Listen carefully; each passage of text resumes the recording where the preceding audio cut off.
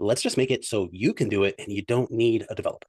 And that's one of the things, one of the strongest suits about Pipedream right now is it sits between that spot of so simple that you are locked in such a cage that you can't do what you really need to do because it's only, it's only for this one use case.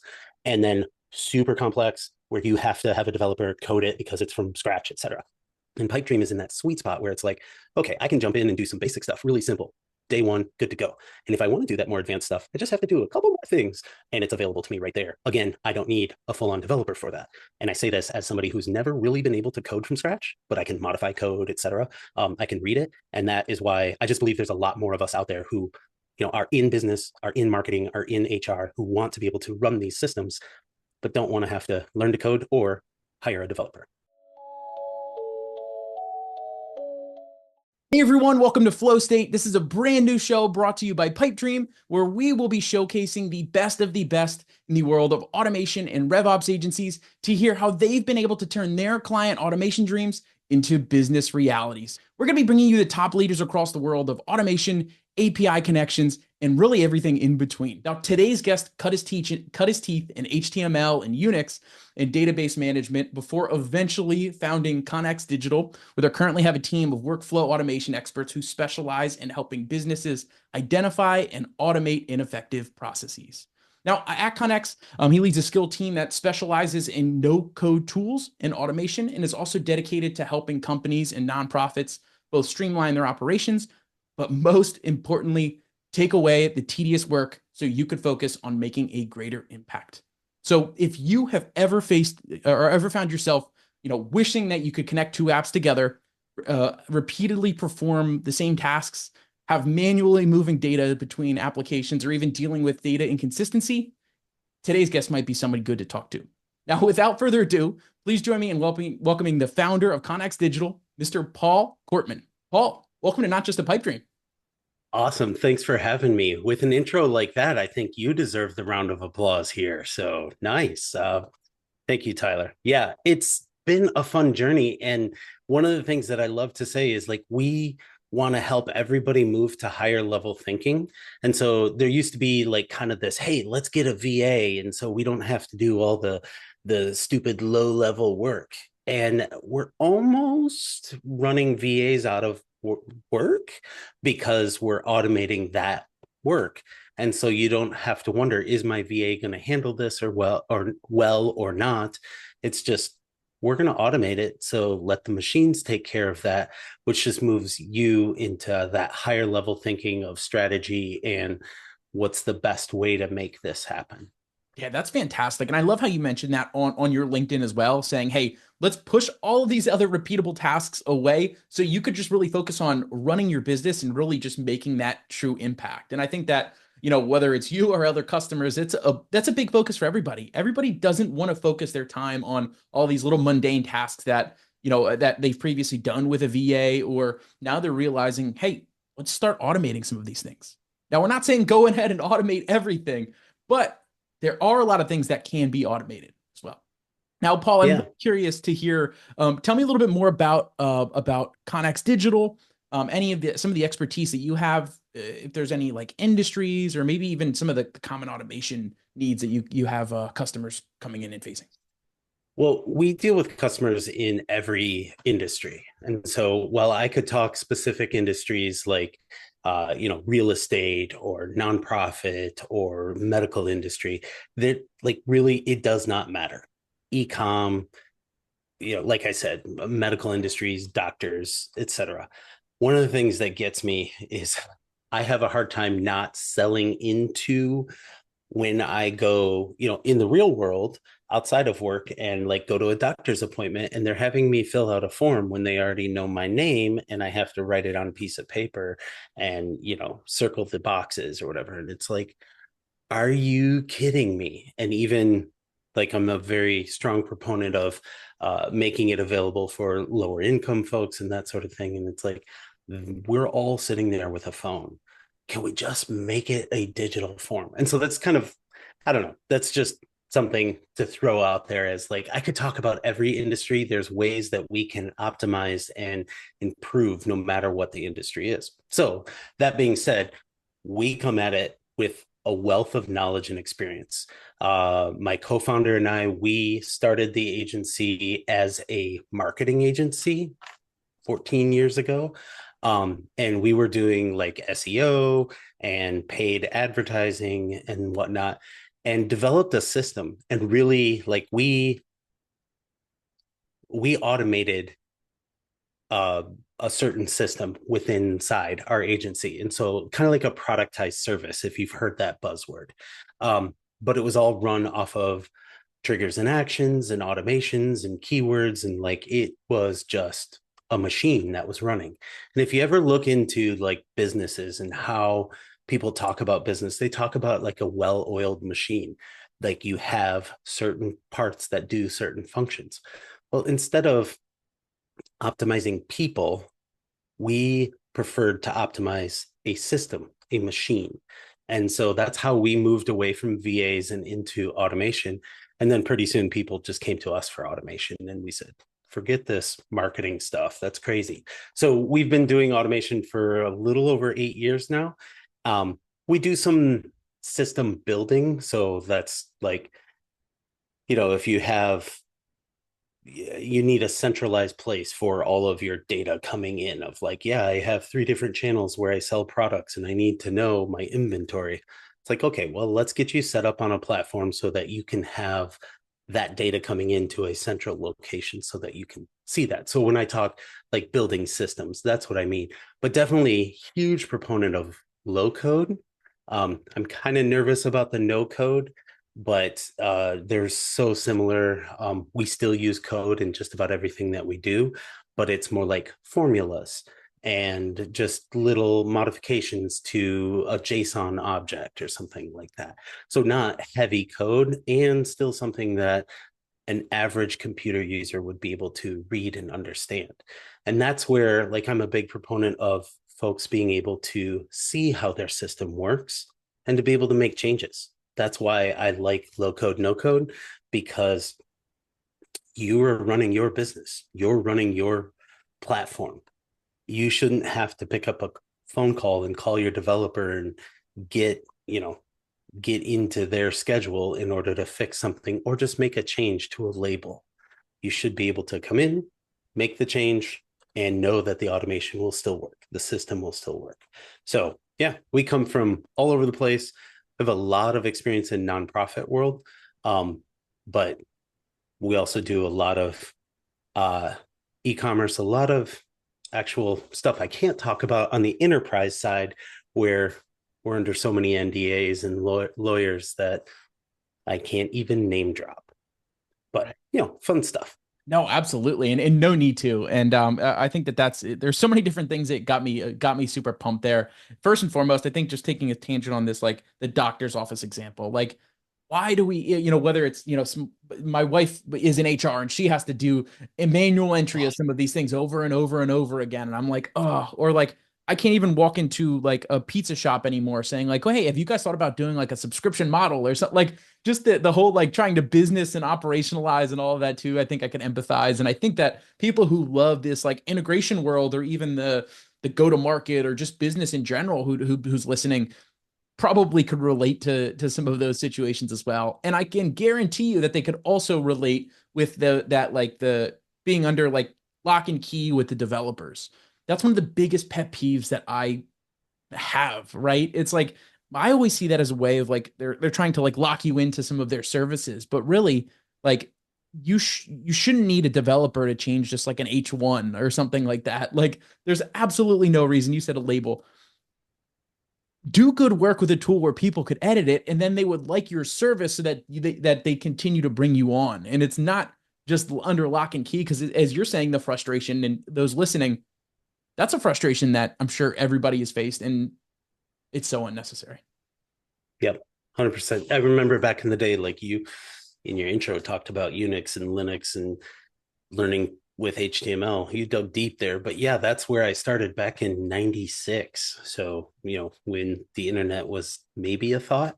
But it's fun to see how it went from, okay, let's build an editor Now we have WordPress. Now we have Squarespace, whatever, where folks can modify their own website and whatnot.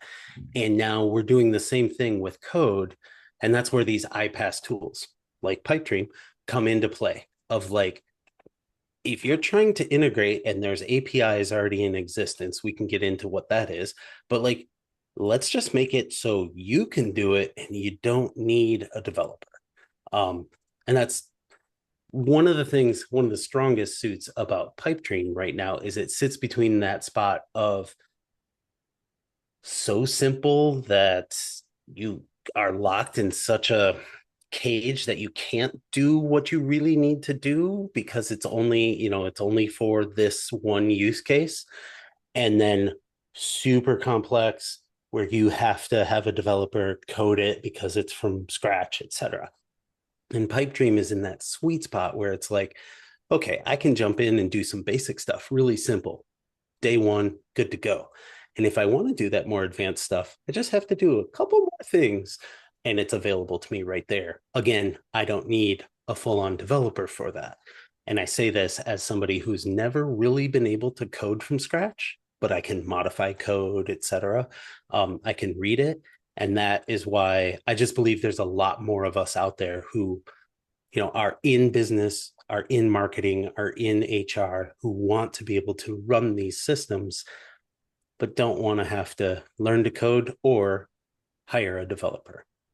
Yeah, that is so amazing. And thank you so much for highlighting that point. I think that there's so many Pauls out there, right? And I consider myself in that world where like I've never coded before, but you have that like, we talk about it all the time. It's like that, like we're looking at that, like, are you technical on a continuum, right? We think about like the no code tools or like the full code. Like I see that almost as that like 1 to 10 scale or something.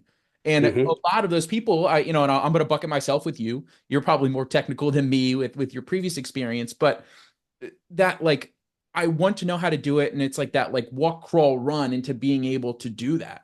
Right. So I think that's, and I know that that's some of our big value of the building blocks and things like that, as well. So thank you for highlighting that, because there's a lot of people who are that technical person, that RevOps leader, that marketing operations person, or somebody else who just wants to be able to do things or build cool things.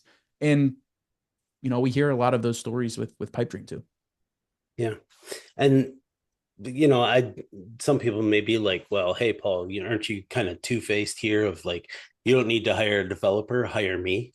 And it's like, we're coaches, we're consultants, but really we're coaches of just like, here's how you can do it. We'll set it up for you. We'll build it. We'll put a system in place, but it's in a way that you can modify it.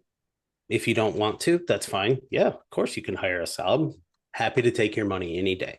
But in reality, we're doing it at in a platform, in a way so that you can modify it yourself or learn from us. Like we'll just show you how to do it.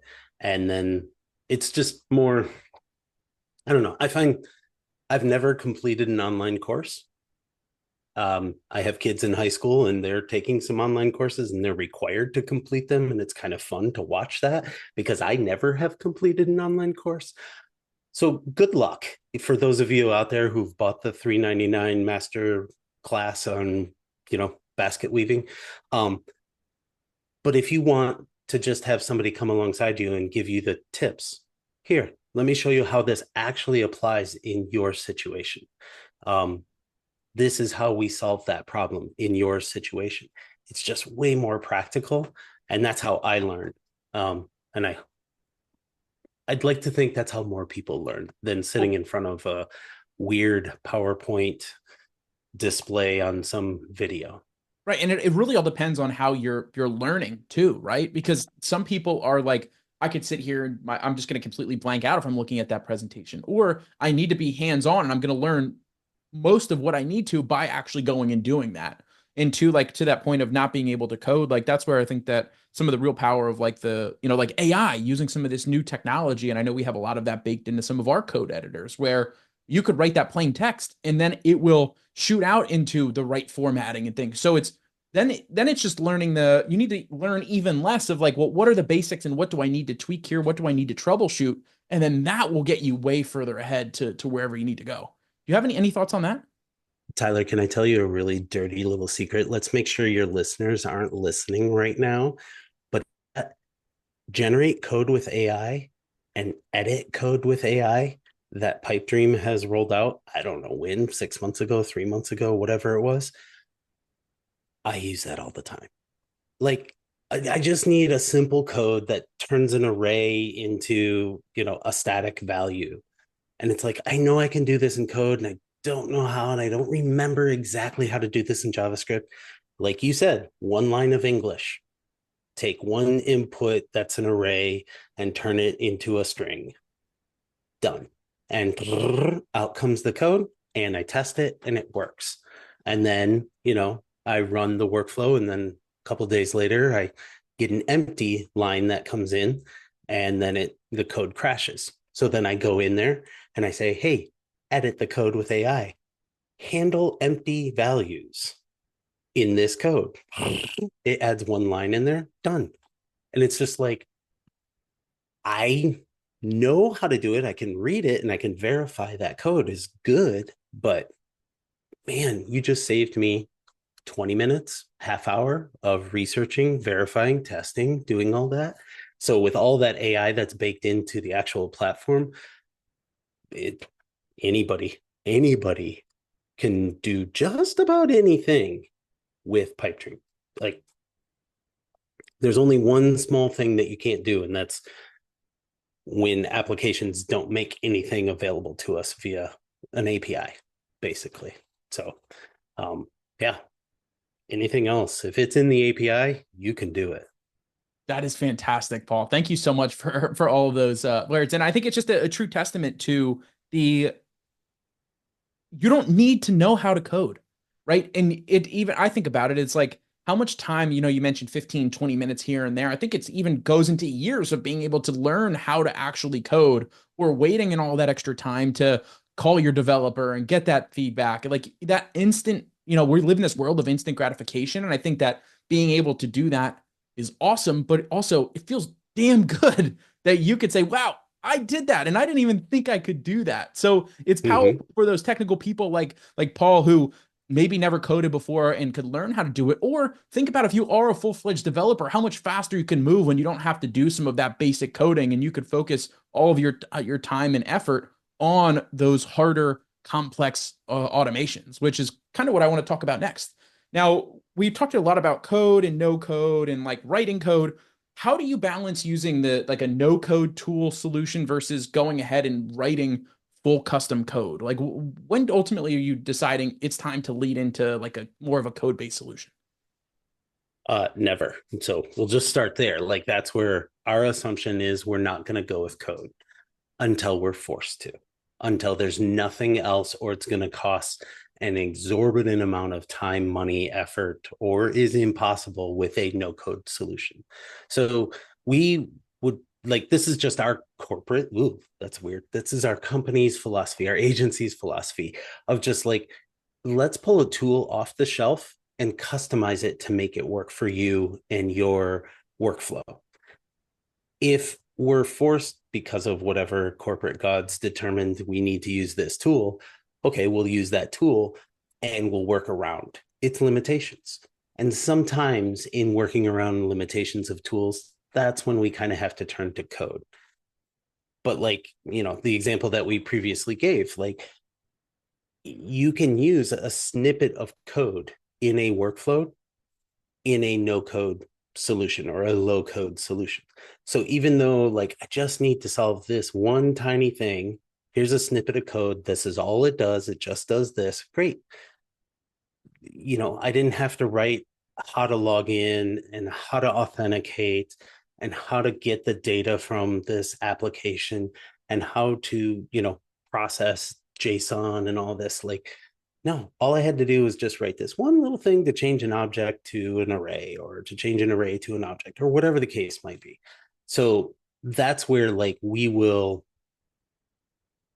always go with no code first until we're proven that we can't do it with that. And then we'll just try to throw a little bit of code in there, just a little bit to get us over the hurdle. Now I say that, and then we have, a couple of projects where it's pure code and it's frustrating, but that code exists to make a no code solution work for our customers' customers. So it's kind of like, the people who built Pipedream, they wrote it in code. Like that's code that's doing all the magic there for us no coders. But we've still developed some systems like that for our clients where they need, super custom PCI compliant, crazy stuff that needs to be hosted internally on this server, on this physical hardware, whatever. And so we will generate code for that. But that's where, the limitations have drilled us way down into a corner of where it's like, you can only write in this language and it can only be 4 kilobytes. That's what we used to get to the moon. So that's all you can do.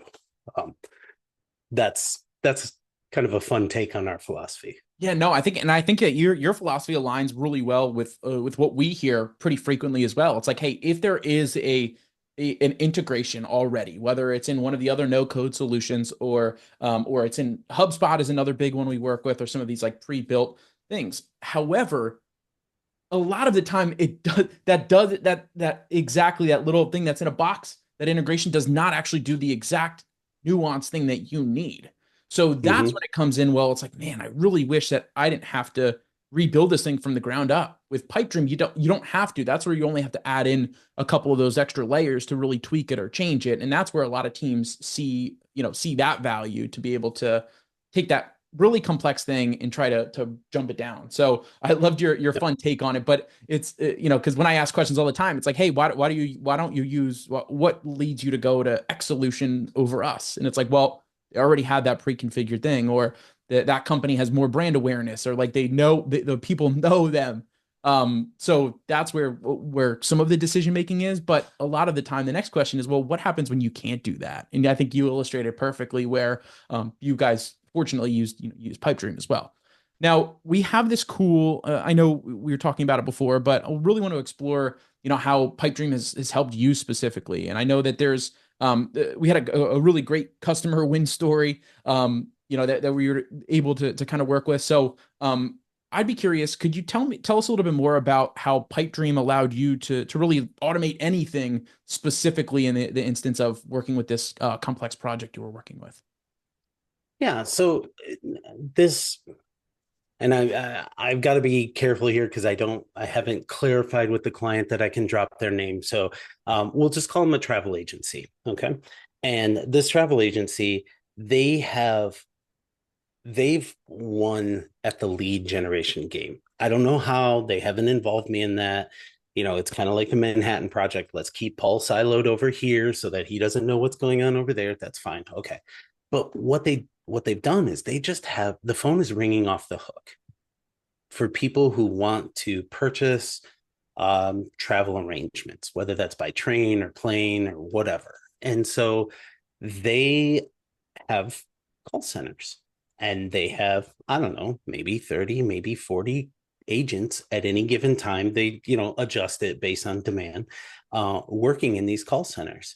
And they have them strategically located around the globe in different time zones.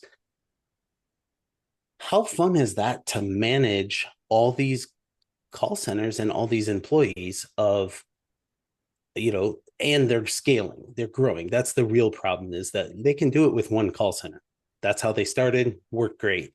Now they're moving beyond that. And the managers of the call centers are in Zoho. They're in Zoho CRM. That's where they want to see their data. That's where they're familiar with everything. And it's like, okay, well, we have data here, we have data here, we have data in this call tool, we have data in that call tool. Oh, and then there's this new fancy thing called AI that we could do all kinds of things with. And so what we ended up doing was pulling transcripts of these calls from different tools where the calls happen and pushing them to AI. So we have the full transcript, then we pushed it to AI, and then pulled all that information back into Zoho. But in that, we actually like strategically asked the questions for the analysis of from AI, not just like give me a summary of this call, but like give me a 0 or a 1. Was a purchase made? Give me a 0 or a 1. Was the client happy?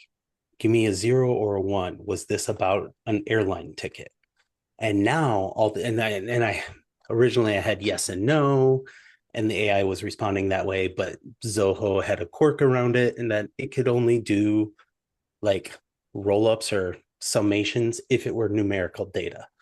So went back, changed the prompt to the AI, and now we have numerical data going into Zoho. And so now I can say, here's the 30 calls yesterday that purchases happened.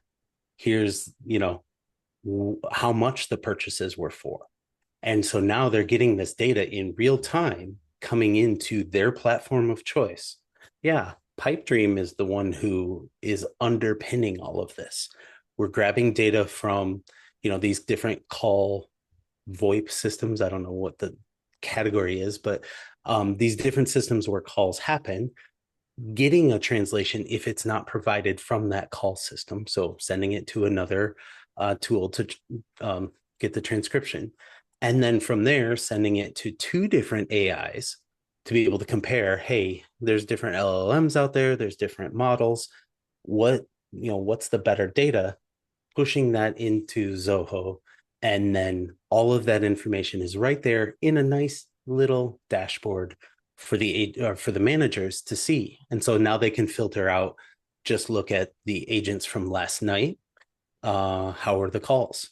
And they can look at their favorite metrics or whatever the case might be. Zoho isn't the best tool for analyzing all of this, but like we were talking about earlier in this, like that's the tool the client wants to use. Okay, let's work around it and make it work. And so, yeah, that's the win that we have. Now their managers are able to actually see problematic agents and train them or let go of them if that has to happen, but also reward those agents who are doing well and use those calls as training calls and examples.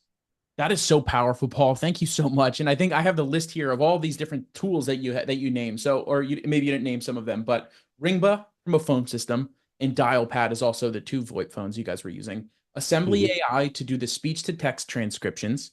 Zoho CRM to do the reporting, ticketing, and really getting all the customer information in there, as well as Open API to evaluate these calls, all pulled together utilizing Pipedream. And I think that one of the most interesting things too, so that just, it gives a great example of the different tools of how you could string together, like what is the problem that we need to solve, and then work backward into what are the tools that we have, and then how are we going to connect all of these things. And I think the one of the most interesting things I think is just the business outcomes that you're able to see. So it was, you could see the problematic reps so that it's an opportunity to enable them, grow them, or if you have to let go of them to really just help the business. There's the viewing metrics. And it's really, the other thing is being able to help them sell more efficiently because they could get all of those transcripts. There's not as much human error in writing it in or misaligning. And all of that's pulled together to help drive the business and grow. What other business objectives do you see customers running into or achieving as a result of using, whether you're talking about using Pipedream or if you're just going in general, being able to pull together multiple tools? Is there a way to like really quantify that for the business? Yeah, super simple. We'll just do it in 5 seconds. No, like it depends on the your function in your business. If you're a solopreneur, you have all the functions. All the base belong to us, and you need to do everything. Well, yeah, but there's different functions in the business. So there's customer acquisition. Okay, lead scoring, lead generation, lead tracking, emailing, all of that information, scheduling meetings, whatnot. Like there's a ton of automations that we build in the front end, what I call the front end of a business, of how are we tracking these folks? How are we enabling them to move down the pipeline? How are we scoring them? And then also, like, depending on the industry, how are we giving referral credits to those who refer them in if, once they make it to the end of the pipeline. So there's a lot of different moving pieces that we can have, and that's just in sales, right? And so then we can go with operations. We do a lot of like order systems, order tracking systems, and so manufacturing, um, inventory, production. We had one, they were making custom doors and windows, and they would need remakes. And so an order for 6 windows would come in, and one window got broken, shocker, on the floor as it was going through this linear process. And so now they needed to handle one piece that goes back in the line while the other 5 pieces keep moving forward. And that one piece had to catch up. And so, like, just building a whole system that did that, and you're dealing with folks on the floor who they're not office workers, right? And so how do we make it super simple for them? Turns out a really, really dumb, simple Android phone with a scanner, with an app that turns the phone into a scanner, and you can just scan a barcode on a product and scan a barcode on the wall of what the issue is or what the status is. And that's just how they did it. Done. And that communicated back up into the system, the database, and that took care of notifying the right people. Well, now the customer can log in and see exactly where their product is, where their order is in the process. We're all used to like Amazon of like, I can track it down to my neighborhood. Imagine taking that to all the custom bespoke manufacturing processes. And that's the kind of stuff that we can build. So when it comes down to like, I don't think there's anything we can't build. Again, unless there's certain weird restrictions, like we have to use this tool and this tool doesn't have an API. But if the business will let us kind of stretch a little bit, we can come up with different workarounds that work on a manufacturing floor with tons of sawdust and all kinds of craziness that you would never want to put a computer on, and guys who are hard on equipment, that they're able to do it and track those orders all the way through to shipping and delivery.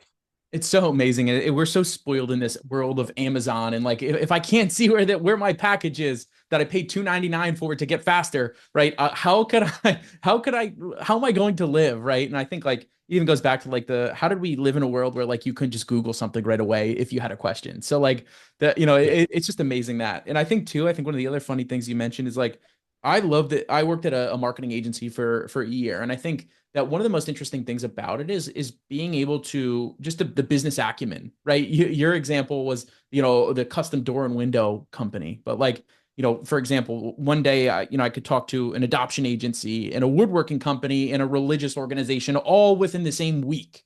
And you're still trying to, they all have problems that they need to solve, but how are you going to do it? And I think that that's what's really interesting about like, no matter what different role or what their business objective is, there's different technologies that are agnostic and could help solve those as well. And I think that that's one of the most fun things that I love, especially with a tool like Pipedream, because you can handle way different complex things no matter what type of agency or what type of industry, right? Yep. 100%. And like, with that travel agency client example, like, we've worked with other travel agencies on doing other things, never on analyzing agent calls. Well, you could take that into an insurance agency. You could take that into a fast food restaurant and analyzing calls as customers call in. How are my people handling those phone calls, and do it at scale for a franchise? Just, so like this one little function could go across every single industry, or one industry could have every single function. Right. And I think it's interesting because like that just sounds like the story of how like almost any like SaaS tool or like any big company was made. It was like solving this problem, and they're like, hey, when I was solving something else, I really found this solution that's a bigger solution for everything else. So I think that that's another little fun byproduct of like, hey, is this actually a bigger thing? But That's probably another conversation for a different day. Another day. Now let's talk about the future a little bit, right? I know you talked about some of the pre-internet days where you were like, which seems crazy to me that there was days before the internet. But I want to talk more about how agencies are going to adopt more, complex automation solutions. Because I think that, inevitably, it seems like this world is moving more towards doing things faster and connecting different data. And I think we're going to hopefully start seeing some of these like data silos removing. Like what, number one, how do you see the demand for some of these complex automation solutions growing? And how are you guys preparing to really meet that demand? So I'm life kind of happens to you, and I'm kind of connecting the dots as you're asking this question and realizing, oh, that's what happened to us. So, in I'm not a prognosticator. I can't tell you where we'll be in 10 years. I have no idea. But as things are shifting more towards automation, more towards AI, like using AI in certain aspects of our field, we're running an agency. Yes, the service that we offer is automation, setup and configuration and adjustment as needed. So we actually eat our own dog food. We automate things within our system, within our agency. That's the future, right? Of like the agency automated. Well, lo and behold, yeah, it's been 10 months now. We completely reconfigured our model. We used to have a traditional model where you have an account manager, a project manager, and then the worker, whether it's a design, creative, a content writer, or, in our world, an engineer. We got rid of all that. And so you're working directly with the engineer. Why? Because we've automated every other aspect. So the engineer, when they get done with a session, they just fill out a quick form. Here's what I did. Here's what I'm going to do on the next one. Here's how many more sessions I need, et cetera, et cetera. Done. That goes into the system, notifies the client, notifies the bosses, make sure the accounting is taken care of. Boom, boom, boom. Like chunk, chunk, chunk, chunk, chunk. All the dominoes fall into place. Once we built that, like we're really good at putting wings on an airplane while it's going down the aircraft carrier and avoiding the ocean. But we've done that over the last 10 months. And now that I kind of look back and kind of go, well, wait a minute, we just automated out the middleman. And so maybe that's the future. And I say maybe because I'm not a prognosticator. Maybe that's the future of agencies, of where it's a whole lot easier to interact with the right people who know the right information. And, like it's not like, if I think of design agencies, it's not that, hey, I can just go on Fiverr and get a logo, or I can go to a logo generator and get a logo. I can actually get a real human to do the creative thinking about my business, my idea, and put together a bunch of work for me. But they're focused on the one, the strategy, the ideas, do this, and then they click a button and it's on 7 different templates for me, So that's where we're moving the agency into, we're moving every individual into that higher level creative thinking, and taking care of all the other systems and automating that. So you don't have a project manager who's got to make the phone calls and set up the appointments and make sure the whole team's happy and is there and that the billing is working, and like, get rid of all that. So that's how we're running our agency. I'd like to think, we know what we're talking about, and we're, the future, but that's just kind of a guess, a dart at a wall. No, and guess what? I mean, you guys are a shining example of, hey, we're effectively using automation to be able to ease our jobs, or even more importantly, focusing on this customer experience, right? We get in calls all the time where people are like, hey, like, or if they don't say it explicitly, it's kind of like we don't want to talk to just like this talking head, right? Can we talk to this technical person so we could start building this and get this done? And it sounds like that aligned from just the kind of me putting some of these dots together as we're talking. A lot of these customers are the end users who want this solution, want the solution. So they want to be able to talk to people who know how to do that. And again, cutting out that middleman and being able to really focus on getting that job done. Now, Exactly. now, as we start to wrap up here, what advice would you give to any other agencies who are looking to really deliver some more of these advanced automation solutions for their clients? Don't, because I don't want competition. How's that? No. I like in reality, it starts with building something, automating something, and starting to connect the dots between a couple of different applications. I've gone perhaps down the deep end. Maybe I went down the rabbit hole a little too far. I have gotten into home automation as well. So now I have webhooks that turn lights on in the physical world. So like it can get a little crazy. And my family, I call them my housemates, but my family is a little nuts about like, why is this not working? Why can't I just push a button and have the Don't cut light out turn those on? middlemen, Paul. Don't cut out the rest of those middlemen. I don't want, like, if you've seen the movie Idiocracy, that's the direction I'm headed, and it's just not right. But, to be honest, getting back to the real question here of what can you do to start making that next step? Um, find find two systems, two pieces of software that you're using that you're, and this is what I do for every business. Are you ever copying and pasting? Are you ever exporting and importing? Are you ever following, really, it's an SOP, a checklist of when this happens, I need to do this, this, and this, and this. Start with any one of those three. Start there and say, okay, what of this can I automate? And once you start thinking that way, it's just dominoes after that, because I'm maybe dating myself, but it's like the Matrix when suddenly you're looking at the code, but it's not code. You're looking at the business processes and you're seeing how they can automate. And it's just like, well, wait a minute, we could save you 5 minutes every hour of your day. When you add that up, since you work 8 hours a day or 5 hours a day or whatever, that's a half hour. Like, that's not a negligible amount of time. And then now, once that system is in place, you don't have to think about that and it works. Now you move to the next level of like, what else can I automate? And that becomes higher level thinking. That's unbelievable. Now I feel like I'm going to be walking around my house thinking like, what could I automate here? So thank you, Paul. Don't do it. Don't Thank you. do it, man.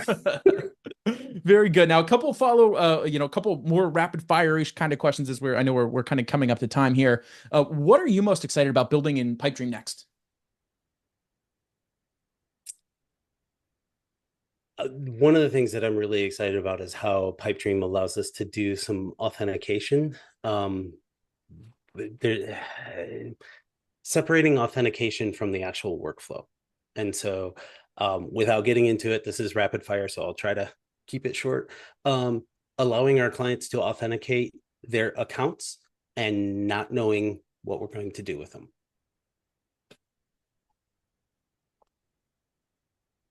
That sounds creepy, but just like, so often we're just waiting around for a client to authenticate and then set this up and do this and whatnot. And the cool things with Pipedream that we can do now, that we can gather authentications and then use them depending upon different situations. So for example, you have 32 sales agents and you have them give their authentication.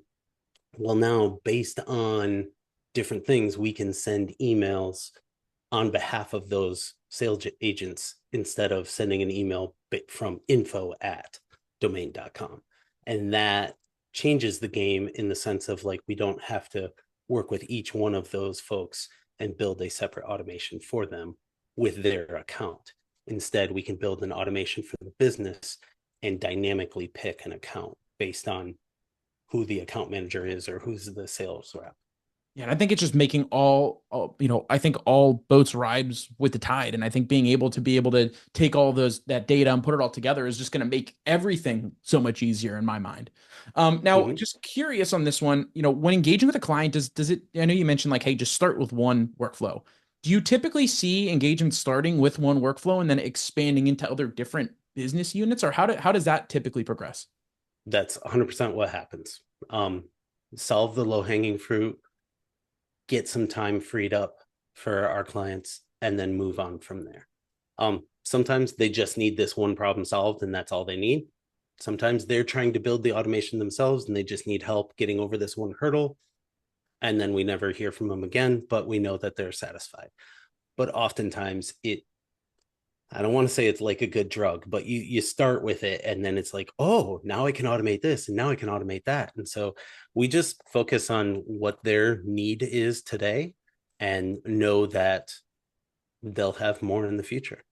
Yeah, that's fantastic for any agency owners out there as well. I think that this is a great way to be able to start driving some more revenue as well. And put your ears on for that one, Paul, because I'm not trying to have more competition for you. Yeah, no, no. But one of the final questions here: if you're an agency owner, if there is agency owners listening and who hasn't yet adopted Pipedream, what would you say to them? Get on the bandwagon. It's like, seriously, like, we work with competitors of Pipedream, so plug your ears, Tyler. Like, yes, we do. There are competitors out there. We know that there's the big orange gorilla in the room, but there's so many problems with those platforms that Pipedream has already solved. So you can sit around and wait for that platform to solve the problem and make it easier for you, or you can get over that. There is a bit of a learning curve with Pipedream. Once you get over that hurdle of that learning curve, Pipedream is way more powerful than any of the other tools in the competitive space. Thank you so much. And if you are an agency, it's my job to help get you over that learning curve. So hit me up and I'd be happy to get you enabled there too. Paul, this has been fantastic. I cannot believe that we're already up at time. Where can people learn more about you and everything you have going on with Connex? Connex.digital. So Connex.digital. You can go there, you can book me, you can book us, you can pay us money, like, everything's automated. So go there. Hopefully we've written our website well enough that you can find it. But yeah, you just go there. You can ask for a free consultation and get right on my schedule, and we can talk about your business, about automation, about systems and processes. That's what I love to geek out about. Paul, it's been so fun geeking out with you for this past hour. Thank you so much. Yeah, happy to be here. Let's do it again.